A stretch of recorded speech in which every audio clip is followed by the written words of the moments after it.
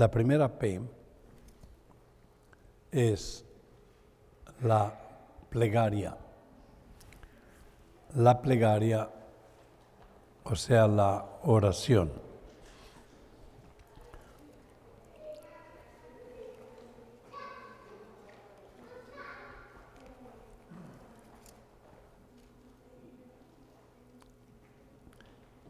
La oración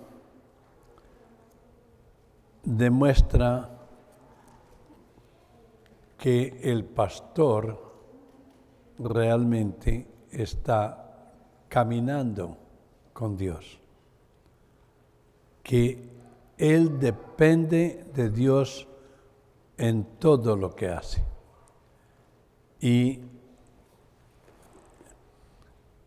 los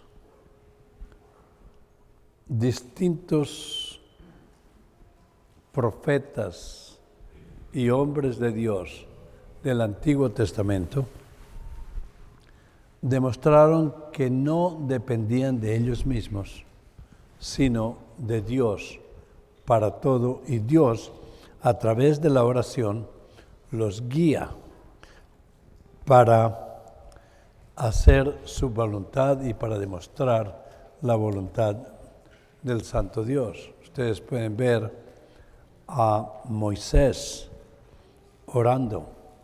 Está bien, no se preocupe.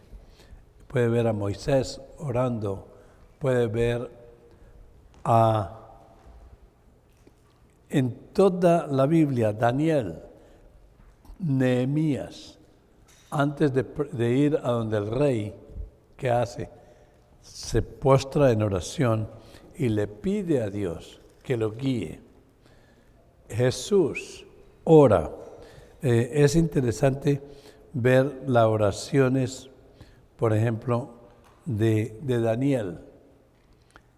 Orar es muy importante, pero el mismo Jesús ha enseñado a orar a propósito. En inglés llaman al Padre Nuestro the Lord's Prayer, right? La oración del Señor. Eso no es verdad. La oración del Señor es la oración del capítulo 17 de Juan. Esa es la oración del Señor. El Padre Nuestro no es la oración de Jesucristo. Es la manera como Él nos enseña a orar. ¿Por qué? Porque en el Padre Nuestro, Él dice, perdona nuestros pecados. Si fuera la oración del Señor, ¿qué concluiríamos? Que Jesús es pecador. ¿Sí? Él está enseñándonos a orar. ¿Y cómo nos enseña a orar? Nos da una norma precisa de lo que es la oración. El pastor, inclusive en las oraciones que se hacen en el servicio, deben ser oraciones bíblicas. El 90% de la oración debe ser copiada de la Biblia, de lo que la Biblia dice, e incluir en nuestra iglesia, en el local, ¿sí? Si ustedes desean, les puedo mandar copias de las oraciones que hacen, que es todo Biblia, Biblia, Biblia. Por ejemplo, una oración que hacen o que hacemos normalmente, bueno, por ejemplo, este es solamente un ejemplo. Señor, te damos gracias porque en el principio Jesús era Dios, estaba con Dios, era de la esencia de Dios. Te damos gracias porque por Él y para Él todas las cosas fueron creadas. Te damos gracias porque eres la luz del mundo, porque eres la vida, porque nos has enviado a profetas como Juan el Bautista para indicar la venida tuya. Te damos gracias por haber venido a este mundo. Y vino a este mundo, y este mundo no lo recibió, pero te damos gracias que por el poder del Espíritu Santo nos has dado el poder para recibirte. Y ahí, como te recibimos y creemos en ti, nos has convertido en tus hijos. ¿Qué estoy diciendo? He recitado como oración el capítulo 1 de Juan. Y así porque al Señor le gusta escuchar lo que Él dice. Y nosotros, se nos dañó la conferencia, ¿no? Y nosotros, obviamente, respondemos a lo que el Señor hace. Por ejemplo, analicemos un poquito la oración que el Señor Jesús nos manda a hablar, a orar, o nos enseña a orar. Primero que todo dice, me ordenó que no me acercara allá porque está esperando a ver a qué horas caigo para venirme a darle un abrazo. Sí. Dice, Padre nuestro. ¿Sí? Algunos reformadores y otros usan una expresión que se llama acts para orar. Adoración, confesión de pecados, acción de gracias, thanksgivings, y suplicación, acts. Entonces, lo primero en la oración es Dios. Es la adoración al Santo Dios. ¿Quién es Dios? Padre nuestro que estás en los cielos. Habla al Santo Dios. Lo ubica donde está. Habla directamente con Él. Se aleja de todas las distracciones y está dedicado a hablar con el Santo Dios. Y la primera petición que es, santificado sea tu nombre. Que todo el mundo te honre y te dé gloria. Que te consideren un Dios santo, santo, santo. Que nuestra vida te dé gloria a tu santidad. Que nuestra vida de obediencia sea para ti santificado. No voy a demorarme mucho porque tenemos mucho camino que recorrer, pero nota la concentración en quién es el Santo Dios, es la primera petición. Y Él, en la Biblia, dice en toda la Biblia que Él, yo soy santo. Y no solamente, sino el capítulo 6 de Isaías, dice, santo, santo, santo es el Señor. Cuando estamos frente a la presencia de la santidad de Dios, nos humillamos.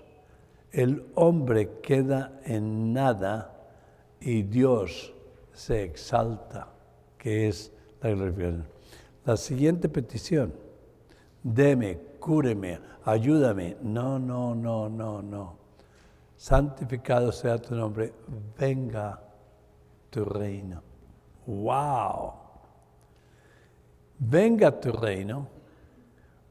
Primero una cuestión interesante cuando dice Padre nuestro.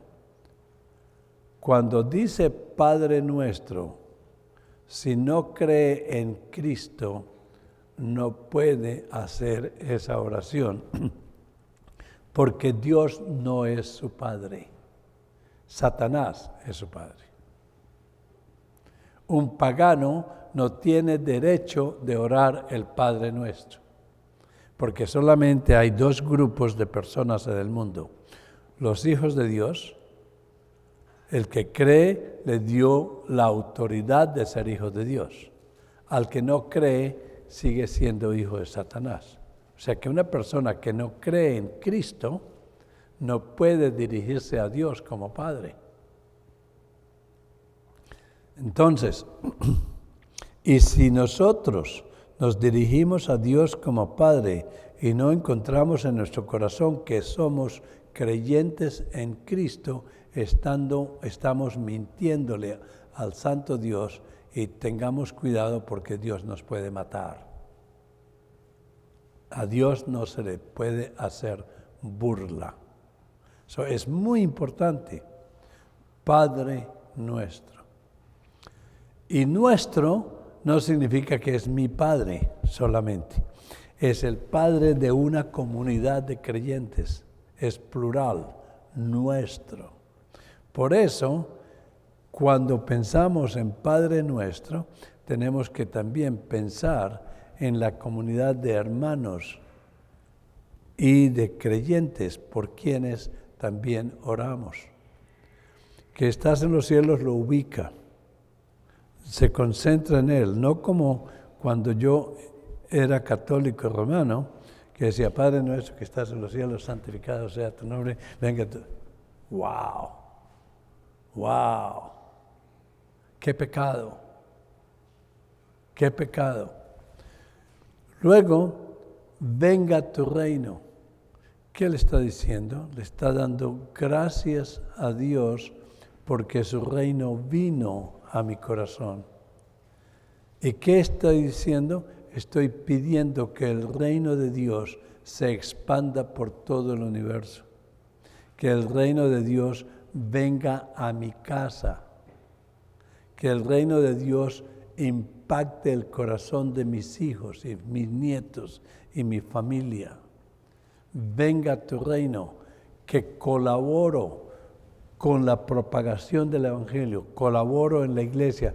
Dice: venga tu reino, pero no le doy un solo centavo a la iglesia. No me importa su templo, no me importa su obra, me importa mi trabajo. Allá sí. Pero cuando dice venga tu reino, no le puede mentir al Santo Dios.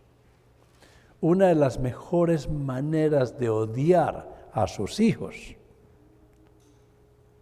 y a su familia y a sus amigos es no mostrarles el camino para el cielo. Y luego, con toda desfachatez, decir venga tu reino orando. Porque es una mentira. Y eso para el pastor es mucho más importante. Porque él tiene que estar continuamente orando por su iglesia. Y por los miembros de la iglesia. Y por la familia de los miembros de la iglesia. Y que su reino impacte a cada una de estas personas. Venga tu reino. Le quiero decir, el Seminario Reformado Latinoamericano en este momento tiene más de 1,000 estudiantes en 16 sedes. Acabamos de terminar un edificio en Bolivia, donde va a haber internado como acá y como en Medellín. En Medellín la gente paga $500 por todo un año, con comida, alimentación y estudio y todo, 22 cursos. No estamos allá para hacer dinero. Nos cuesta casi $4,000 tener esos estudiantes allá y tenemos que luchar para que las gentes nos den contribuciones para poder pagar. Pero no estamos para hacer dinero. Nuestro presupuesto es pequeño porque la mayoría, más de 100 profesores, la mayoría voluntarios. ¡Wow! ¿Por qué? Nuestra pasión es la extensión del reino. Sí. No me están preguntando, pero yo no tengo salario, nunca he tenido un salario por 22 años.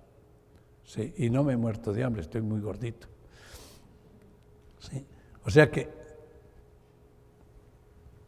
venga tu reino, esa pasión por el reino de Dios. No puede orar el Padre Nuestro y decir, venga tu reino, sin entender que mi hijo o mi hija no conoce a Cristo. Y me da miedo decirle porque ella es un teenager. Y muerden. ¿Sí? Y la familia que habla, sí, venga tu reino, quiere decir envolverse por completo en su reino, en la iglesia, con los miembros de la iglesia, la comunidad de cristianos. El amor, en las cartas de Juan dice, qué bella cosa es, qué cosa maravillosa que seamos considerados hijos de Dios, pero no es hijo de Dios si realmente no ha comprendido estas cosas de qué quiere decir cristiano, confiar en Cristo y amar, como consecuencia, va a amar a sus hermanos. El amor y el cariño y la ternura por los hermanos en Cristo es algo que lo mueve en su vida. ¿Sí? Estamos entusiasmados en llevar la reforma protestante a toda Latinoamérica y esa es nuestra propuesta. Y en este momento estamos llegando a las 1000 iglesias en toda Latinoamérica reformadas. Y nuestra esperanza es que haya aquí en Houston por lo menos 20 iglesias reformadas. ¡Wow! O sea que el camino es, no podemos decir, venga tu reino y no quiero estudiar, ni me importa su Biblia. Venga tu reino y la Biblia no se ha abierto en toda la semana. Solamente los minutos que llego tarde aquí para escuchar y no tengo conversación con los hermanos y salgo lo antes posible. Eso es contradictorio a orar el Padre Nuestro, venga tu reino. Y el pastor debe de estar de rodillas, temblando, orando cuando está preparando, orando cuando viene a predicar, no confiando en sus malditas propias palabras, sino confiando que el Espíritu de Dios y el reino de Dios lo va a inundar cuando va a hablar con su congregación. Venga tu reino. Y luego, hágase tu voluntad. Nunca le ha pedido cure a mi mujer, o cure a mi tía, o deme plata, nada. Todo concentrado es teocéntrico. La oración tiene que ser teocéntrica, es asuntos de Dios, darle la honra y la gloria. ¿Sí? Hágase tu voluntad. Cura a mi tía, pero si no es tu voluntad, llévala al cielo. Cuando oramos por los enfermos, lo primero que deberíamos de hacer es orar para que Dios los convenza de pecado y les dé la salvación. La salud es secundario. Es secundario. Que tengo una estadística muy interesante para ustedes. De cada 100 personas que viven en este mundo, solamente 100 mueren. ¿Oyeron eso? De cada 100 personas, solamente 100 mueren. Todos nos vamos a morir. Así que, pero no todos los 100 van a tener vida eterna. ¡Wow! Hágase tu voluntad. Quiero hacer esto, quiero hacer lo otro, pero es la voluntad del Señor lo que gobierna. Estoy dispuesto, estoy disponible para el Señor. Que hoy me llama a hacer algo para la iglesia. Tengo el carácter de llamar al trabajo, decir, hoy no puedo trabajar, no me paguen porque tengo otra cosa que hacer, muy importante. Así como cualquier otra. A veces no vamos porque tenemos una cita médica, ¿sí? O por cualquier otra, tengo una emergencia en mi congregación o donde sea.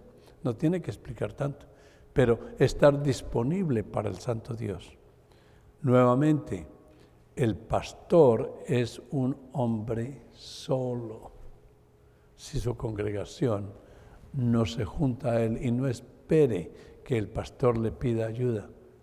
o los pastores, hay muchos pastores que son muy tímidos y trabajan como caballos, ¿sí? Sin nadie que les dé una mano. Decía, oiga, tengo 2 horas, ¿puedo hacer algo? Y por otra parte, el pastor. Eso es, hágase tu voluntad, estar disponible para servirle al Señor cuando el Señor lo llame, no cuando es conveniente para nosotros. Hágase tu voluntad, no la mía. Jesús muestra eso orando en Getsemaní. Está de rodillas, está con gotas de sangre, con su cara sobre el piso y decir, Padre, no me mates. Si hay alguna otra forma de salvar a cualquier persona a través del purgatorio o buenas obras o a través de los pastores o a través de algo, no me mates. Y luego, ¿qué dice? No se haga mi voluntad, sino la tuya. Demostró lo que estaba enseñando. Hágase tu voluntad en la tierra como en el cielo, que todo respeto tu soberanía. Nota este sentido de oración y hay que hacerla, estas oraciones, cuando no es conveniente, cuando es difícil despertarse a las 5 de la mañana para orar. No, como dije en una ocasión, cuando al pastor le pagan por orar el domingo. Orar desde el púlpito es muy fácil y dice palabras bonitas y a veces se ora es para que lo escuchen, pero no está trayendo la unidad de mente y corazón para orarle al Santo Dios. Hágase tu voluntad en la tierra como en el cielo. Y luego le hace la primera petición terrenal. Danos hoy nuestro pan de cada día. ¡Wow! ¿Qué le estamos pidiendo? Le estamos pidiendo no solamente el pan, le estamos pidiendo que nos cuide en el trabajo, que nos cuide en el tráfico, que nos cuide a nuestros hijos, que tenga compasión de nosotros, que tenga que salve a nuestra familia. Danos nuestro pan. Y normalmente yo no creo que a ninguno de nosotros se nos olvida desayunar. Pero a muchos de nosotros se nos olvida comer el pan de cada día. Este pan. No tenemos 5 minutos para Dios. No tenemos 15 minutos para Dios. Porque estamos muy ocupados. El pastor debe encontrar un sitio donde él se sienta o se arrodilla, si tiene un aparato de esos, de arrodillarse. Y ahí se siente en comunión con Dios. Y ahí toma el tiempo para el Santo Dios.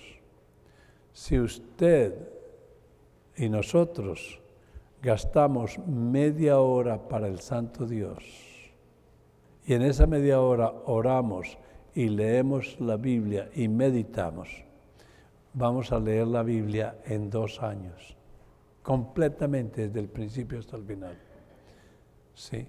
Así que no podemos decirle, danos hoy nuestro pan de cada día, pero ahí está la Biblia y no nos la comemos. Nada, ni la tocamos. Hay muchas cosas ahí extrañas, pero tome una novela y ahí sí la va a leer y va y donde quiera que tiene la oportunidad está leyéndola porque hay que leerla. Danos hoy nuestro pan de cada día. Y luego le pide primero le da adoración, acts, luego confiesa su pecado, perdona nuestros pecados. ¡Wow! Y se acuerda de lo pecaminosos que somos. Y está con su rostro en el piso diciendo, oh, wow, las mismas cosas, repitiendo los mismos pecados, moviéndonos en la misma dirección. Es una confesión. y el pastor necesita desesperadamente depender del Señor y humillarse ante el Santo Dios día a día. El púlpito crea gran orgullo. Es muy peligroso el púlpito. Hay tres, de acuerdo con Alistair Begg, dice que hay 3 peligros en el púlpito. Son 3 Fs: la fama, la fortuna y las faldas. Son un tremendo peligro desde el púlpito. ¿Saben ustedes que hay gentes que se enamoran del pastor porque como el pastor habla tan bonito y se ve tan bueno, dicen, quisiera que mi esposo fuera como el pastor? ¡Wow! Por eso, alguien me estaba preguntando sobre la ética de consejería. No es conveniente que un pastor solo le dé consejería a ninguna dama. Punto. O está con su esposa o está con alguien más, pero eso no es. Muchos pastores han caído en la trampa del diablo dando consejería a mujeres solas. O sea que esas son cosas interesantes del trabajo del pastor reformado. Tiene que ser muy cuidadoso. Hay pastores que ni siquiera se suben a un ascensor cuando una dama está sola. Esperan. Porque el Internet no perdona a nadie. Y basta con que una persona dice que ese hombre en el ascensor la abusó o hizo algo, y le creen a la dama y aparece por toda la Internet y se acaba su ministerio. Es muy interesante, tiene que tener mucho cuidado, pidiéndole al Señor que lo proteja minuto a minuto, segundo a segundo. Danos hoy nuestro pan de cada día, perdona nuestros pecados, como nosotros perdonamos a los que pecan contra nosotros. A propósito, eso está mal traducido. Porque nuestra salvación no depende si nosotros perdonamos a otros. Depende de la fe en Cristo solamente. Eso quiere decir, en realidad, perdona nuestros pecados como tú ya me has perdonado. Como tú me has dado la salvación para ser capaz de ejercer ese perdón en Cristo. ¿Sí?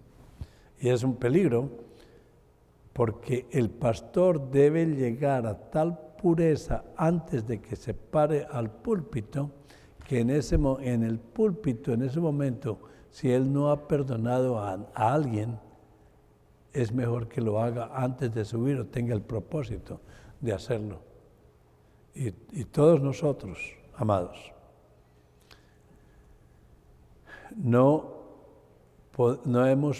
hemos estado esclavos de personas que nos han hecho algo, especialmente la familia. Y si no hemos sido capaces de perdonar, es un peligro natural, porque eso le va a roer los huesos y hasta cáncer le trae. No estoy diciendo cosas en el libro de los Salmos. David dice en el Salmo 35 y en el Salmo 51, hasta los huesos estaban reando. Sí, cúrame de mi pecado. Contra ti, Señor, y contra ti solo he pecado. Sí, y eso trae consecuencias serias, ansiedades. Sí, viviendo esclavo de una persona que usted no es capaz de perdonar. Quiero aclarar que usted no tiene la obligación de perdonar a alguien que no le ha pedido perdón, pero en su corazón lo suelta, se lo entrega al Santo Dios, lo pasa a la cruz. Perdona nuestros pecados como nosotros perdonamos a los otros, y no nos dejes caer en tentación. Todo es acerca del Santo Dios. cuídeme de ofenderte. El pecado es una traición cósmica contra el Santo Dios. El pecado es una traición cósmica contra el Santo Dios. Así que cuando le digo que cuídeme de pecado, lo que estoy diciendo es: ayúdame a honrarte con mi vida. Ayúdame, es todo acerca de Dios. Y esa oración es muy importante, porque el demonio es más poderoso que nosotros. Si nosotros queremos triunfar sobre el demonio, no nos vayamos solitos.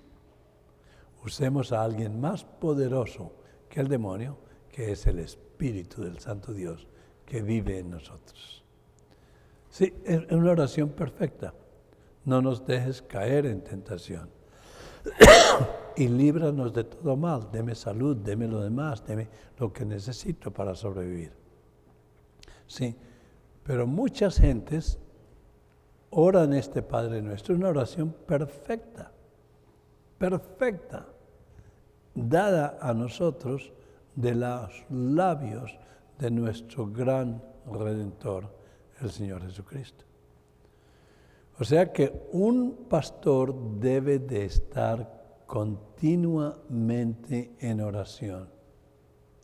Mientras que está predicando, está orando, que el Espíritu de Dios lo detenga de decir cosas que no son reales. Le dé la inspiración para proclamar el Santo Evangelio. Podríamos hablar más de esto, pero el Señor Jesucristo oraba. Estaba en su sitio favorito, el Monte de los Olivos, a propósito de donde partió y a donde va a regresar. Pero siempre estaba hablando con papá. Y llega lo que dice R.C. Sproul. No, este es James Montgomery Boyce, que dice, y Pedro viene y le dice: oye, ¿qué haces aquí solo? Cuando toda la gente está esperando allá, hay más de 5,000 personas. Podemos fundar una iglesia grande y podemos tener un gran evangelio de prosperidad que nos están hablando. ¿Sí? Él dice: es más importante hablar con mi papá. Sí, no sabes. Y cuando la mamá de Jesús lo viene a buscar y dice: no sabes que tengo que atender los negocios de mi padre. Todo esto es cuestión de oración. Bueno, iba a leerles varias oraciones que están aquí en la Biblia de Nehemías y Daniel y otros, y las oraciones de Pablo, y Pablo diciendo: estoy en constante oración por ustedes. Eso es gran pastoral. ¿Sí? Oro por cada uno de ustedes. Comienza en Corintios diciendo: los guardo siempre en oración, siempre. ¿Sí? Y Jesús ora, y todos nos han demostrado el poder de la oración, no tratar de entrarnos por nuestra propia cuenta, porque nosotros somos débiles. Así que un pastor reformado es un pastor que ora por su familia, ora por los ancianos, se reúne con los ancianos a orar. La pluralidad de pastores tienen un tiempo en que los 3, 4 pastores, 2, lo que sea, se reúnen y oran por cada uno de ustedes, por cada una de las ovejas. Conocen las necesidades de las ovejas. Ustedes tienen como ovejas la obligación de llamar al pastor y decir: esto me está doliendo algo, ayúdeme, ore por mí. Y ese pastor deja lo que tiene que hacer, o lo llamo esta noche y vamos a orar y vamos a hablar, o va y lo visita. Hay gente que necesita ayuda, ¿sí? Algunas gentes dicen, voy a esa iglesia porque ese pastor me ama, se siente amado. Baxter, que es otro libro que ustedes tienen que leer, es el pastor reformado de, ¿cómo se llama? Richard Baxter.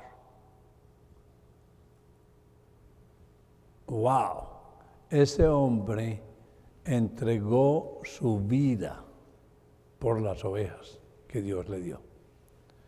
Iba a visitar, llamaba, escribía, estaba envuelto con y eso toma tiempo y esfuerzo, ¿sí?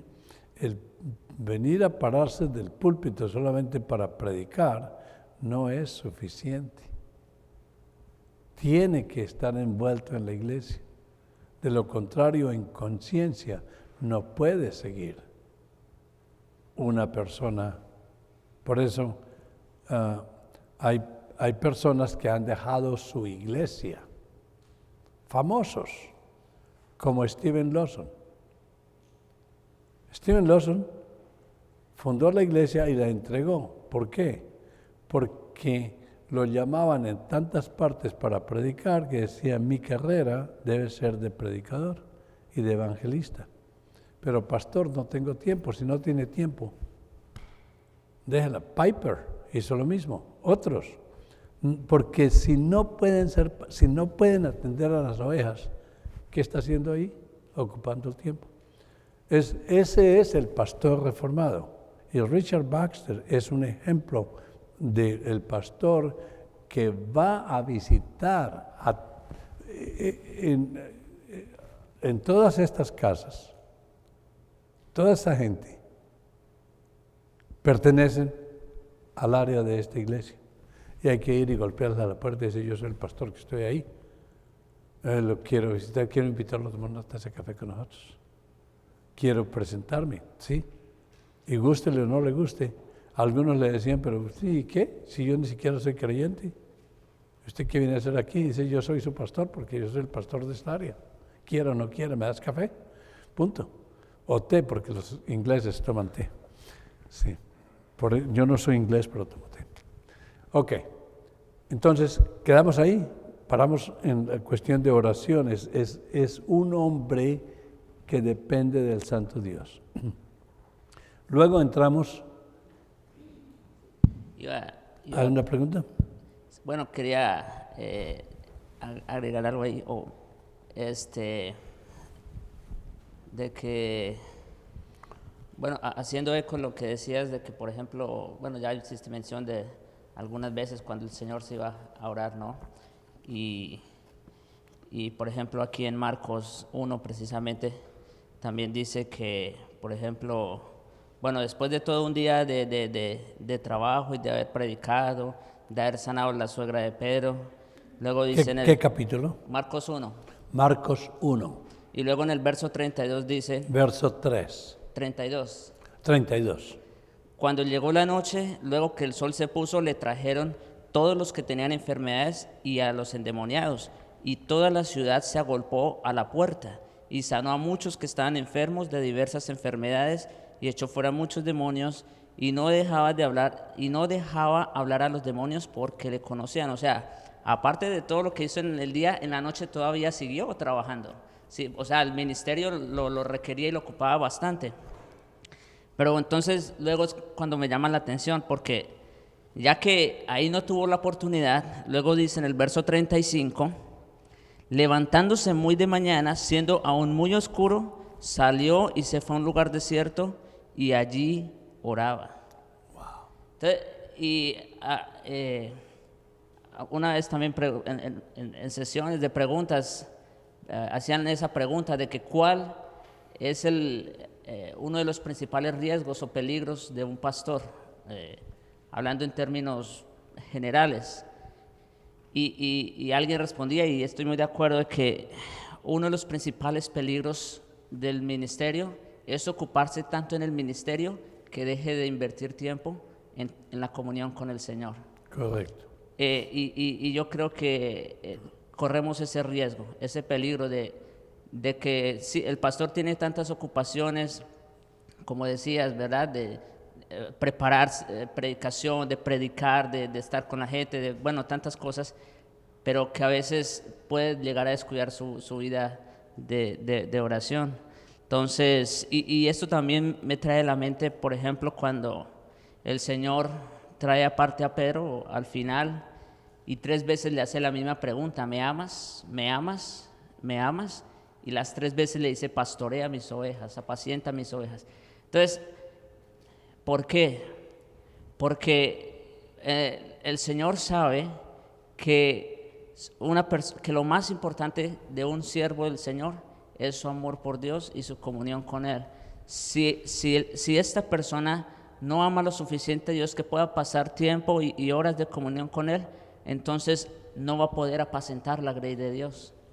O sea, para cumplir y para llevar adelante ese ministerio, lo más importante y lo más que tiene que cuidar es su propia vida. Ese es el punto. Pablo le dice a Timoteo: cuídate, cuida de ti y de tu doctrina y de tu ministerio. Gracias. Bueno, ahora la siguiente P es la preparación remota. Vamos a darle media hora, porque son las 12, pero ustedes acabaron de comer. Entonces, ¿pueden aguantar media hora más? ¿Sí? Ok. La preparación remota. La preparación remota, antes de que un pastor o que un hombre aspire a ser pastor, debe tener un profundo conocimiento de las Sagradas Escrituras. Y la gente, normalmente, la mayoría de los cristianos amados, no han leído todas las Escrituras. Es un gran pecado contra el Santo Dios, que le ha enviado una carta de amor con gran entusiasmo, una carta altamente interesante, y llegar a la presencia de Dios y decir: ¿leíste mi libro? Perdone, pero no tuve tiempo. Tuve que ver a Fox News, o tuve que hacer esto, tuve que ver la novela, tuve que ir a trabajar, me levanto a las 3 de la mañana para trabajar, llego a las 6 de la tarde, así que vas a tener que esperar hasta que yo tenga tiempo para ti. ¡Wow! ¿Cómo se sentiría usted como padre o como hijo o como un ser que escribe una carta de amor a un ser querido y después lo encuentra y le dice que te quiere y que te ama y que todo, y leíste mi carta? Dice: realmente no tuve tiempo. ¿Cómo se siente? O, más que eso, yo te conozco más o menos, leí una partecita aquí, una partecita acá, y la puse por aquí. Ya más o menos yo sé lo que tú me estás diciendo. ¿Cómo se siente? Esos detalles de amor, esos detalles de cariño. Entonces, la gente normalmente dice: no leo la Biblia porque la Biblia es muy difícil de entender. La mayoría de las personas han comenzado a leer la Biblia y llegan hasta el libro de los Números, o Deuteronomios, o Levíticos, y ahí paran, no comprenden. Y le presenté el Evangelio a una persona en Medellín el año pasado, y esa persona le he estado tratando de presentar el Evangelio por más de 10 años y siempre ponía la mano. Llegó a Medellín, vio la iglesia, vio cómo se comportaban otros cristianos, vio la vida del cristianismo y escuchó 2 sermones, uno del pastor Julio, creo, y otro de otro, y quedó extraordinariamente entusiasmada. Y luego le dije, ¿por qué no lees la Biblia? Y la Biblia te va a mostrar más. Como no podía comprometerla, de otra manera dice, hagamos una cosa. Usted tiene 10, 15 minutos para Dios todos los días. Si no, realmente tú no amas a Dios. ¿Tienes media hora? Yo, claro, yo puedo dedicarle media hora. ¿Qué le parece? Dice, ok. Nos dio la mano. ¿Qué tal si entre los dos leemos la Biblia? Un capítulo diario. Comencemos en Génesis y cada semana nos encontramos por teléfono. Si tiene alguna pregunta me la hace y si no, por lo menos confirmamos que ambos estamos leyendo lo mismo. Y se enamoró de la Biblia y le dijo al esposo que le ayudara a leerla. Y la comenzaron a leer y en un momento llegaron a una sesión donde Lot sale de Sodoma y Gomorra y tiene relaciones con 2 de sus hijas.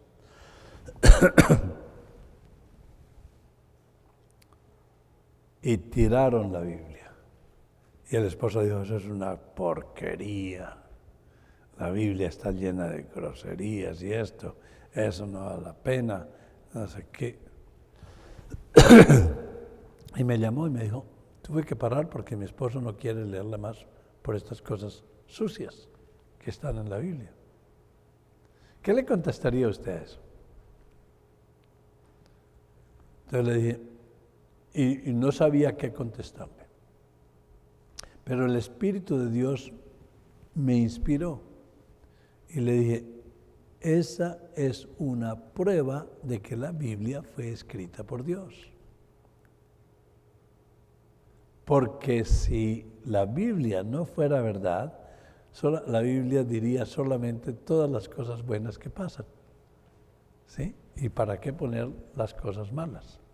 Es una demostración clara que la Biblia es escrita por Dios. Por otra parte,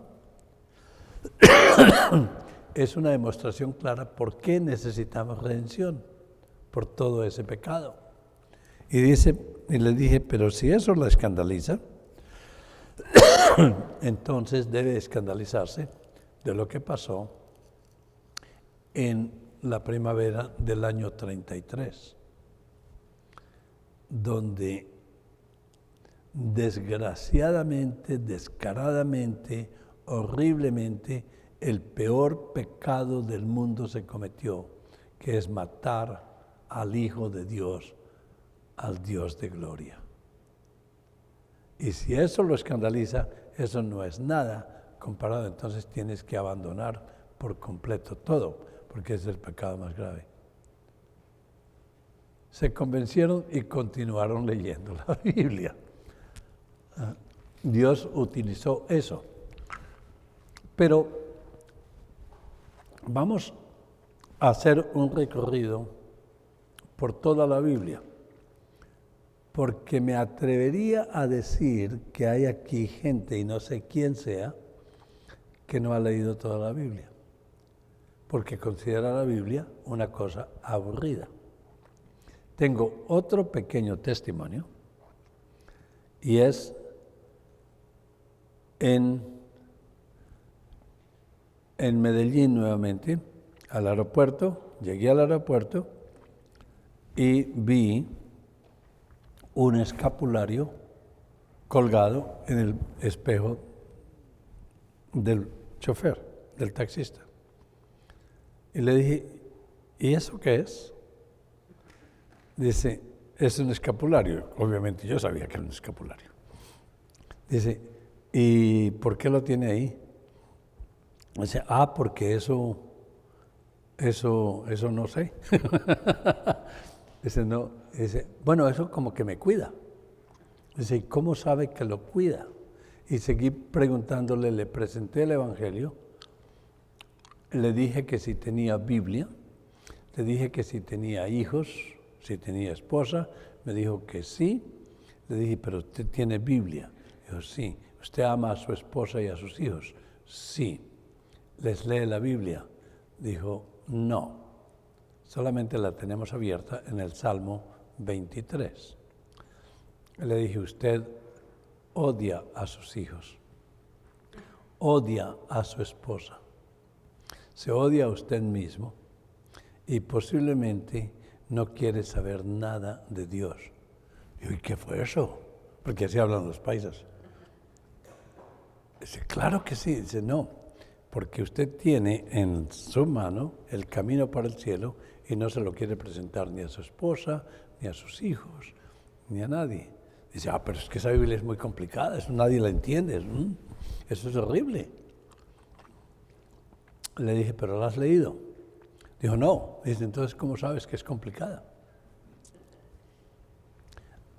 Le dije, no, pero es que eso lo vuelve a uno loco, es muy difícil de entender. Entonces le dije, ¿quieres que te haga un resumen de la Biblia? Apagó el radio y dijo, dele. Y comencé a presentarle la Biblia desde el libro de Génesis. Y le expliqué cómo Dios creó el mundo. De la nada creó al hombre, creó a las plantas.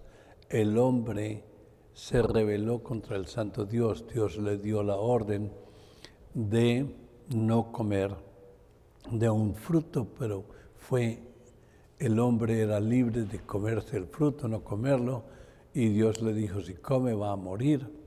Y cuando lo comió, realmente murió.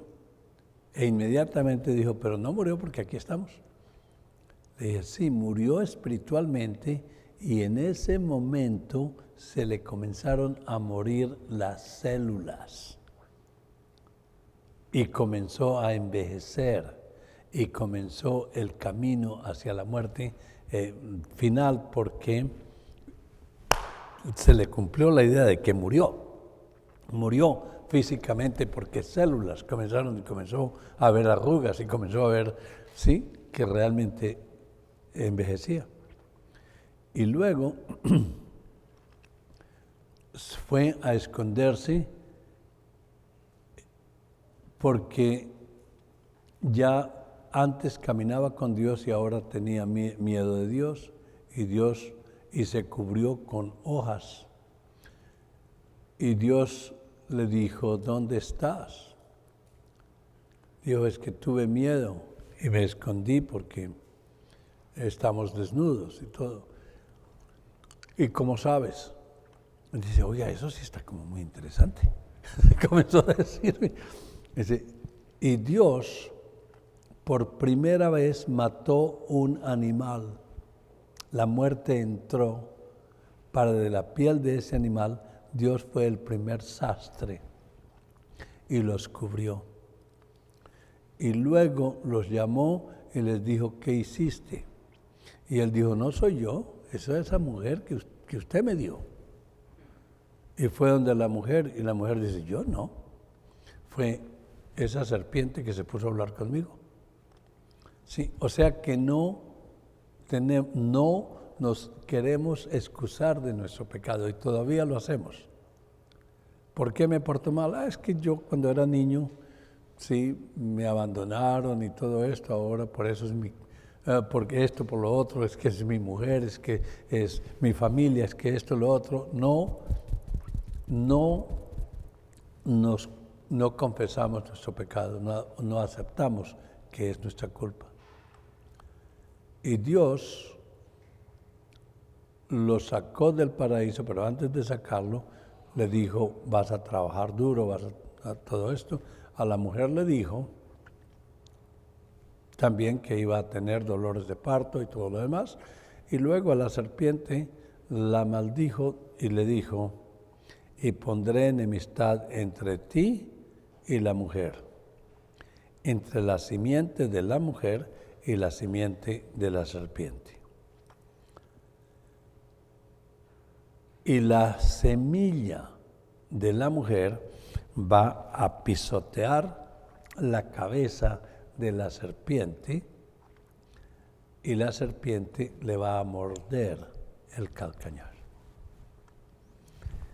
Y le dije, ahí fue la proclamación de cómo salir de ese pecado grave que habían cometido, un pecado contra el Santo Dios. Y ahí prometió la llegada de Jesús, donde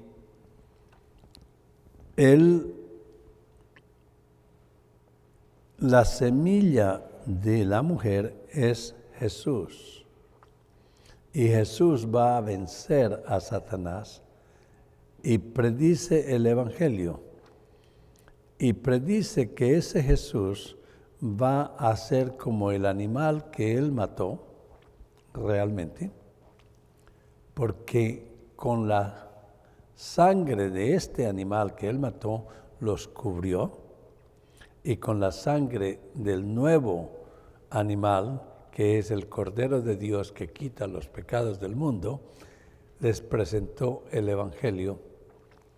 Y a propósito, déjenme explicarle cómo una persona queda salva cuando cree en el Cordero de Dios que quita el pecado del mundo y la sangre de ese Cordero lo cubre del pecado ante el Santo Dios. Eso se llama el protoevangelio.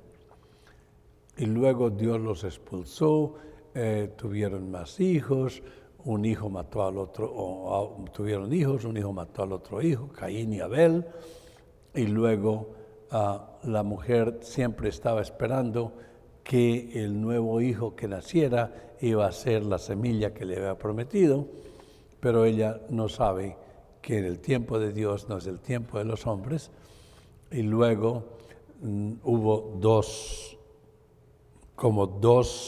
clases de sociedades, la que vino de Caín y la sociedad que vino del nuevo hijo Set, que nació después de Abel.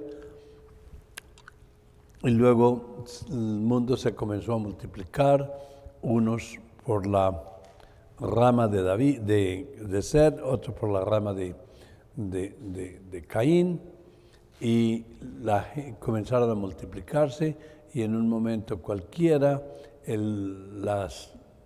creció el mundo de humanos y llegaron a ser tan pecaminosos, tan sucios, que Dios acabó con toda la humanidad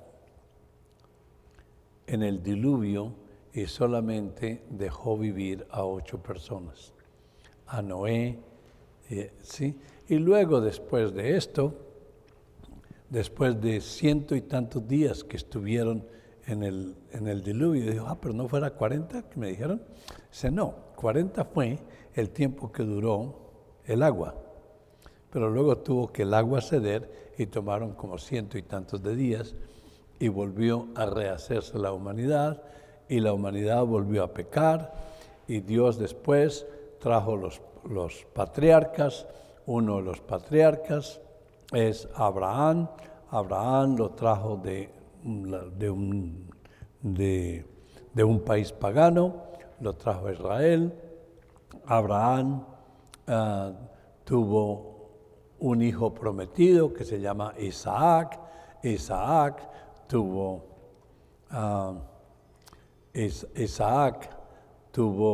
a Jacob y a ¿cómo se llama?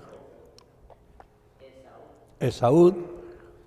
Y Esaú realmente pecó contra Dios, rechazando la bendición que le había dado por un plato de lentejas. Y luego Jacob fue bendecido por Dios, y Jacob, Dios le dio el nombre de Israel, y de ahí viene el pueblo de Israel. Jacob tuvo 12 hijos, y uno de los hijos fue vendido por los hermanos y terminó siendo primer ministro de Egipto. Y después Dios declaró a los judíos, la descendencia de Abraham como la tierra prometida, como la raza escogida por Dios, y luego ese pueblo de Israel terminó en Egipto, dominó a Egipto, hasta que llegó un nuevo faraón y estaban esclavos en la tierra de Egipto, y allí entonces Dios llamó a Moisés, que nació en Egipto, para sacar el pueblo de Egipto, y Dios le dio el poder a Moisés para que ejerciera su ira sobre Egipto, les dio 10 plagas y finalmente les dio nuevamente una promesa con la sangre de las ovejas que iban a proteger al pueblo de Egipto, de Israel, antes de salir, y luego salieron de Israel y pasaron el Mar Rojo. Dijo, sí, eso me acuerdo, y pasó el Mar Rojo, y ya ahí comenzamos un nuevo libro que se llama el libro de Éxodos. Le expliqué todo lo que pasó con Éxodos, cómo el pueblo se rebeló contra Dios, Dios les dio la ley en Sinaí, y la gente comenzó a crear ídolos, y como Dios los castigó también, les mandó 10 plagas en el desierto, y ellos nuevamente volvieron hacia Dios. Dios los cuidó, los llevó, y después de 40 años llegaron a Israel, a la tierra prometida. Dios les prometió allá la tierra, pero durante ese éxodo Dios creó o formó el sacerdocio de hombres en el libro de los Levíticos, les dio la ley, les dio cómo vivir, luego les dio el libro de Deuteronomio, donde les explicaba más acerca de la ley y de sus compromisos con el Santo Dios. Y luego viene el libro de Números, donde guardaban las cifras de quiénes iban y quiénes pertenecían. Y en el libro de Números va a encontrar la plaga que Dios le envió de serpientes, y cuando las serpientes estaban mordiendo a la gente y muriéndose, Moisés le pide a Dios, ¿qué hago? ¿Qué hace con tu pueblo? Y Dios les dijo, haz una serpiente de bronce, levántala y dile al pueblo que mire a la serpiente, y así las serpientes los muerden, nadie va a morir mientras que mire a la serpiente. Y le dije, a propósito, cuando Jesús dijo, yo seré levantado como la serpiente fue levantada, y el que mire a mí, así las serpientes lo muerden, no va a morir, así que usted va a tener vida eterna. Y luego crea el sacerdocio y los sacrificios al Santo Dios en el libro de los Levíticos como una muestra de la llegada de Cristo, que va a ser el propiciador del pecado, así como en el Antiguo Testamento se mataban a las ovejas y a los corderos, y se creó el templo y se creó el lugar santo, donde solamente, y dice, wow, eso suena muy interesante, hay que leer ese libro, ¿sí? Y luego peca Moisés, también peca, y el Señor le dice, como no confió en mí, le dije que tocara la roca una vez, y usted le dio golpes 2 veces, se demostró que no tenía confianza en lo que yo le decía. Por eso la importancia de tener confianza con lo que las Escrituras nos dicen. Tenemos 10 minutos más antes de que se me duerman. Y Moisés no se le permitió entrar a la tierra prometida. Solamente podía ir y verla desde lejos, y Dios lo subió al monte Pisga, ¿se llama? ¿sí? Y desde allá le mostró a Israel. Cuando vayamos a Israel, los voy a llevar allá, ¿sí? Porque desde allá se ve todo Israel. Está fuera de Israel, está al otro lado del río Jordán. Y desde allá se puede ver el mar de Galilea al norte, el río Jordán, se ve el mar muerto, la parte donde está Sodoma y Gomorra, y más arriba mira uno y ve también a Jericó, y sigue mirando hacia arriba, ve a Jerusalén, sigue mirando y se puede ver desde allá hasta el mar Mediterráneo. Es una belleza. Sí, y allá Dios le mostró la tierra prometida y enterró a Moisés, el mismo Dios, en un sitio desconocido, porque Moisés era tan importante que lo hubieran considerado otro ídolo, otro Dios. Y en efecto, la serpiente que ellos levantaron, la comenzaron a adorar después de algunos años. Y por eso uno de los reyes de Israel tuvo que destruirla, Ezequías, para que no. Y después, ¿qué pasó? Entró alguien que vino a reemplazar a Moisés. Se llama el señor Joshua, Mr. Joshua. Y Dios le permitió a Joshua hacer casi las mismas cosas que Moisés. Tocó las aguas del río Jordán y se abrieron las aguas, las gentes pasaron y la gente de la tierra prometida se llenaron de temor por el poder con que esta gente llegaba. Y el temor los destruyó, el miedo mata, ¿sí?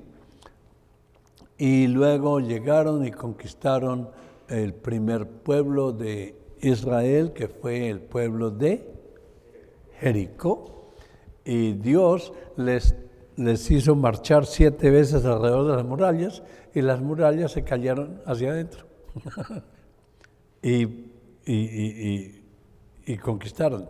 Y de ahí pasó a otro pueblo y luego trató de conquistar a Asa, y en Asa perdieron la batalla. Y perdieron la batalla porque alguien desobedeció al Señor y agarró unos ídolos de los paganos y los escondió, y por esa cuestión Dios ordenó matar a esa persona donde hay pecado en el campamento y a toda su familia. Y luego sí pudieron ganar. Y luego Joshua tuvo unas batallas tremendas por todo Israel, conquistó gran parte de Israel y él les dividió la tierra prometida entre las 12 tribus de los hijos de Jacob. ¿Sí cómo se arregla todo? Y Joshua les dividió el terreno y dice, ahora tienen que ir y ganar y conquistarla ustedes mismos. No es que él tenga que hacerles todo. Y ya, como el pastor que está solo. Y ustedes, no, ustedes tienen que trabajar. ¿Sí? Y van, conquistan la tierra de Israel, la conquistaron y murió Josué, y tan pronto murió Josué, ya a la gente se le olvidó al Señor. Ya ni siquiera sabían quién era Dios. Dice, wow, pero qué malos.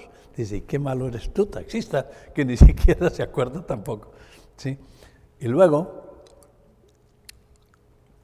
comenzó una nueva generación que no conocía al Señor. Y el gobierno de Israel ya se descentraliza. Sí. Y había gobiernos acá, gobiernos allá, dependiendo el juez. Y se estableció un periodo de los jueces. Dice, si tú lees el libro de los jueces, No puedes irte a dormir porque una paginita más, porque es llena de entusiasmo. Todas las cosas que Dios hace en el libro de los jueces, hay maravillas, y la gente gana una batalla, y luego se olvida de Dios. Y luego Dios les manda el arrepentimiento y ruegan a Dios y Dios los perdona y les manda otro juez. Y hay jueces y les hablamos de Gedeón y de Sansón y de Débora y le conté la historia muy corta de cada uno de esos jueces y lo que hizo y cómo, y la poesía también que hay. Acuérdese de Débora cantando la poesía cuando ¿cómo se llama? Barak, sí, fue con Siserac y Barak, y la historia de las historias de Sansón y de Gedeón, y cómo con Josué y con Gedeón el mundo se paró. A propósito, quiero decirle algo. El sol se paró. Hay un programa de computador que hicieron un análisis de todos del tiempo hasta hoy, y no les cuento toda la historia porque yo mismo no la conozco, pero hacen falta un día, faltan 24 horas, y volvieron a analizar todo lo que pasó y encontraron que falta un día porque el sol se paró por un día, y descubrieron que solamente se paró por 23 horas y 40 segundos, o sea que faltan 20 segundos para completar las 24 horas. Y analizaron nuevamente los programas de computador y encontraron 20 segundos donde Dios le cambió el ángulo a la sombra en otro, ¿sí? Ezequías, y en esos 20 segundos el ángulo cuenta los 20 segundos. La Biblia es perfecta. Dios creó el mundo y nos la cuenta. Si el dueño, el que creó algo, no puede decirnos cómo lo hizo, nadie lo puede hacer. Y los jueces se corrompieron, inclusive los dos hijos de Elías, ¿sí? de Elí, se corrompieron, y Dios quitó eso y mandó a alguien que se llamó Samuel. Y Samuel realmente es parte de esos jueces, pero es un nuevo libro. Y escribió 2 libros, primero el libro de Samuel y el segundo de Samuel.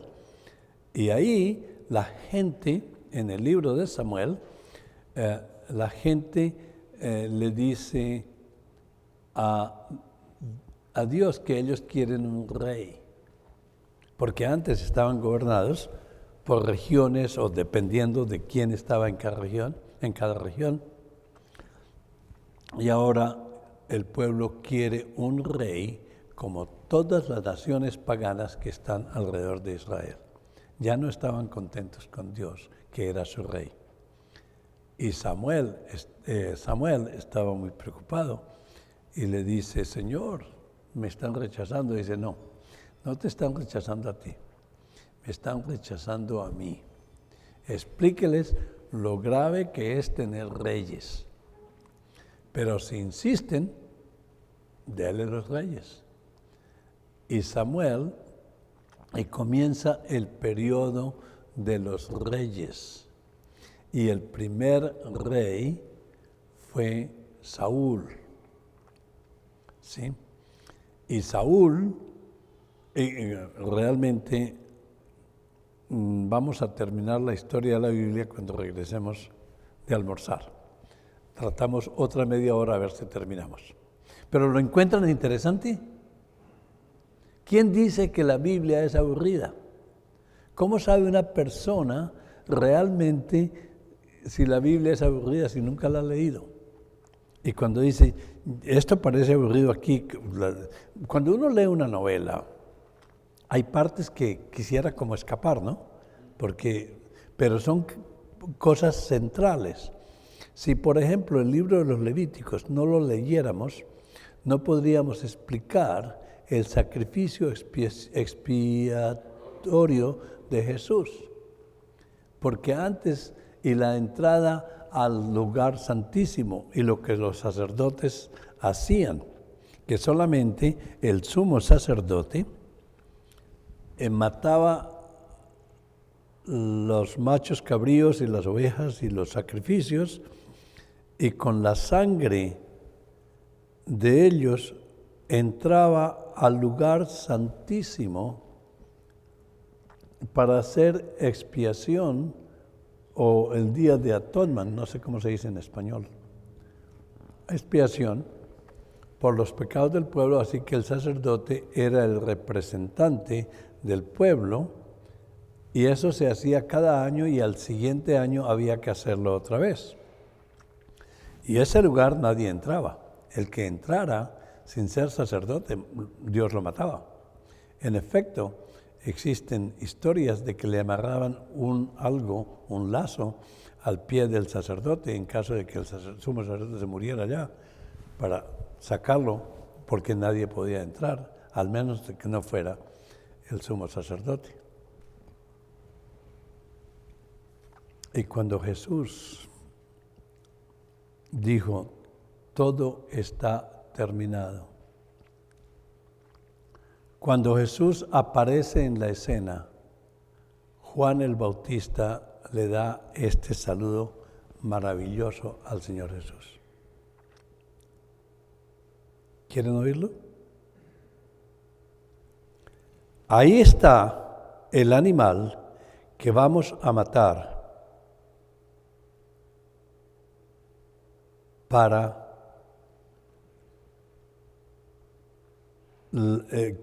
quitar los pecados del mundo.